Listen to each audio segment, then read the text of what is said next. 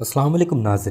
नाजरीन, इसमें कोई शक नहीं कि कुलभूषण यादव भारतीय एजेंसी रॉ का करिंदा और पाकिस्तान का दुश्मन है। आज की इस वीडियो में हम आपको बताएंगे कि आजकल इसको बचाने की कोशिश कौन कर रहा है, सदारती ऑर्डिनेंस को खुफिया क्यों रखा गया, इस पर वजीर कानून फरोख नसीम और बिलावल भुट्टो का क्या मौक़िफ़ है, कुलभूषण यादव खुद क्या चाहता है। लेकिन इससे पहले नए आने वाले सामीन से गुजारिश है, चैनल को सब्सक्राइब कर दीजिए और बेल के निशान को दबा दीजिए। नाजरीन, कुलभूषण यादव पाकिस्तान में बहुत सारी तखरीबी कार्रवाइयों को मुनज़्ज़म करता रहा, यानी बड़ा एक्टिव, बड़ा सरगर्म कारिंदा था। नाजरीन, हो सकता है किसी को अच्छा ना लगे, लेकिन सच तो ये है कि भारतीय जासूस कुलभूषण यादव पाकिस्तान का एक कौमी मसला बन चुका है। अगर ये कौमी मसला न होता तो सदर आरिफ अलवी इस जासूस को हाई कोर्ट में अपील का हक दिलवाने के लिए एक खुसूसी ऑर्डिनेंस जारी न करते। इमरान खान की हुकूमत के वज़रा का दावा है कि सदारती ऑर्डिनेंस जारी करना एक मजबूरी थी, क्योंकि आलमी अदालत इंसाफ ने पाकिस्तान को हदायत की थी कि कुलभूषण यादव की सजाए मौत पर नज़रसानी की जाए। इमरान खान की हुकूमत के वज़ीर कानून, जो 2 साल में तकरीबन 3 मरतबा वज़ीर कानून का हल्फ उठा चुके हैं, कहते हैं कि अगर पाकिस्तान की तरफ से कुलभूषण यादव को अपील का हक देने के लिए सदारती ऑर्डिनेंस जारी न किया जाता तो भारत अक़वाम मुत्तहिदा की सलामती कौंसिल के ज़रिए पाकिस्तान पर पाबंदियां लगवा देता। लेकिन हमने सदारती ऑर्डिनेंस जारी करके भारत के हाथ काट दिए। नाज़रीन, ये वही फरोख नसीम हैं जिन्होंने प्रेस कॉन्फ्रेंस करके अपने मोहसिन अल्ताफ़ हुसैन को मौसम बहार की ताज़ा हवा फराहम की थी। इन्होंने बानी मुत्तहिदा कौमी मूवमेंट को दौरे जदीद का नेल्सन मंडेला करार दे डाला था। जिस शख्स को पाकिस्तान की अदालतों ने दहशतगर्द करार दिया हो,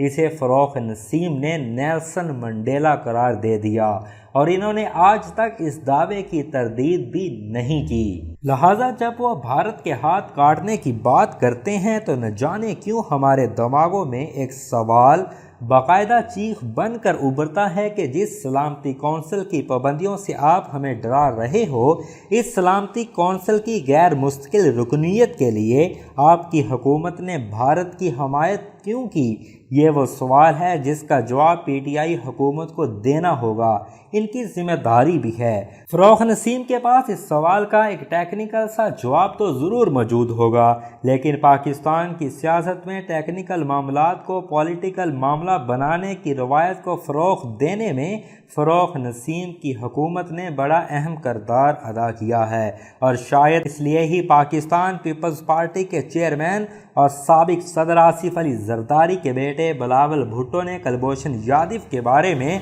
कुछ अहम टेक्निकल सवालात उठाए हैं, जिनका हुकूमत की तरफ से कोई तसल्ली बख्श जवाब नहीं आया। बिलावल पूछते हैं कि कुलभूषण यादव के बारे में सदारती ऑर्डिनेंस मई 2020 में जारी किया गया, और कानून के मुताबिक इस ऑर्डिनेंस को जून 2020 में शुरू होने वाले बजट इजलास में पेश करना ज़रूरी था। लेकिन हुकूमत ने इस ऑर्डिनेंस पर एक पुरअसरार खामोशी क्यों इख्तियार की। नाजरीन, बिलावल के इस सवाल को सियासत से ज़रा हट कर टेक्निकल अंदाज में परखने की ज़रूरत है। ज़ेरे नज़र सदारती ऑर्डिनेंस 20 मई 2020 को जारी किया गया, और 29 मई 2020 को इसे गज़ट ऑफ पाकिस्तान में शाया भी कर दिया गया, लेकिन हुकूमत ने इसे 23 जुलाई को कौमी असम्बली में पेश किया, जिस पर अपोजिशन ने इसे कुलभूषण यादव के लिए एक NRO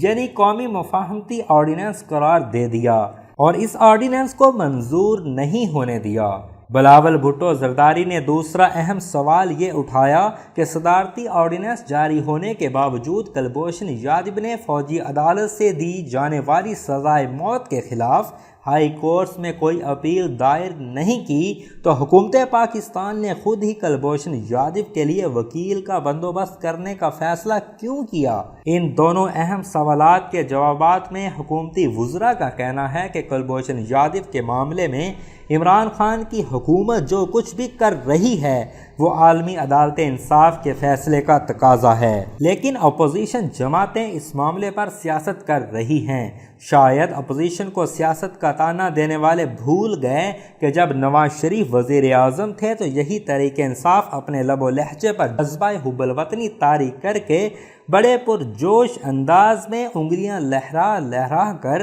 اور آنکھیں دکھا دکھا کر پوچھا کرتی تھی کہ بتاؤ تمہاری زبان سے کلبھوشن یادو کے لیے مذمت کے الفاظ کیوں نہیں نکلتے۔ چیئرمین تحریک انصاف عمران خان کے جلسوں میں بھی یہ نعرہ بڑا ہی مقبول تھا، مودی کا جو یار ہے غدار ہے غدار ہے۔ مکافات عمل دیکھیے کہ صرف 2 سال کے بعد وزیر اعظم عمران خان ہیں اور آج کی اپوزیشن انہیں مودی کا یار قرار دے رہی ہے، حالانکہ وہ کئی دفعہ مودی کو نازی ہٹلر کا نیا روپ قرار دے چکے ہیں۔ اسلام آباد کی سازشی فضاؤں میں سرگوشیاں سنائی دے رہی ہیں کہ کلبھوشن یادو کے معاملے میں موجودہ حکومت کو کسی پراسرار دباؤ کا سامنا ہے۔ ہونا تو یہ چاہیے تھا کہ چین کے ہاتھوں لداخ میں بھارت کی ٹھکائی کے بعد پاکستان کلبھوشن یادو کے معاملے پر جارحانہ رویہ اختیار کرتا، لیکن پاکستان نے نہ صرف کلبھوشن یادو کو اس کے خاندان سے ملاقات کی اجازت دی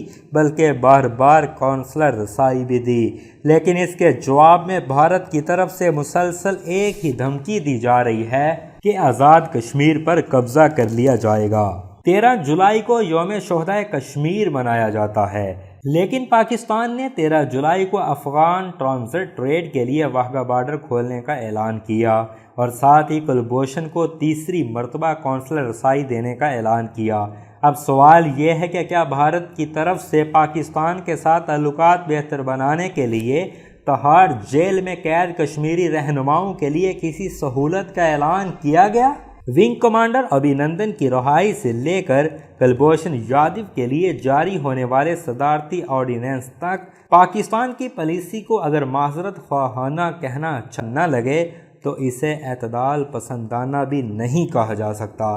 ظاہری طور پر تو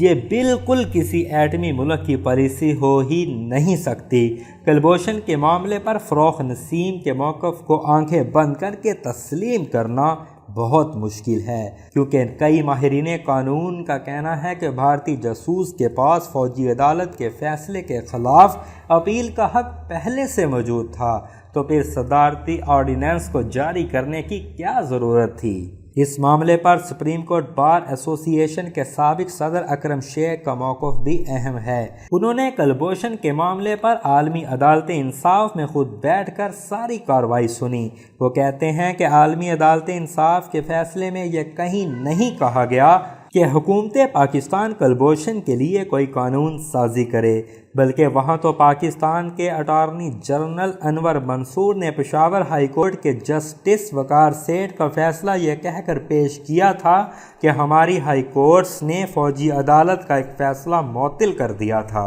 اور فوجی عدالت کے فیصلے پر نظر ثانی کا حق موجود ہے۔ ناظرین، یاد رہے یہ وہی جسٹس وقار سیٹھ ہیں جن کے مشرف کے خلاف فیصلے پر فروغ نسیم نے انہیں ذہنی مریض قرار دیا تھا۔ اکرم شیخ کا موقف ہے کہ عالمی عدالت انصاف کے فیصلے کی غلط تشریح کی جا رہی ہے اور پاکستان اس فیصلے پر عمل درآمد کا پابند بھی نہیں ہے۔ بہتر ہوگا کہ فروغ نسیم اور اکرم شیخ میڈیا کی موجودگی میں آمنے سامنے بیٹھ جائیں اور عالمی عدالت انصاف کے فیصلے کی اصل حقیقت کو سامنے لائیں، تاکہ پاکستانی قوم پر بھی واضح ہو سکے کہ اصل معاملہ کیا ہے، وہ کیا ہے جو پاکستانی قوم اور میڈیا سے چھپایا جا رہا ہے۔ میرے خیال سے بہت ہو چکا، اب تمام معاملات کے اصل حقائق عوام تک پہنچنے چاہیے، یہی ملکی مفاد کے لیے بہتر ہوگا۔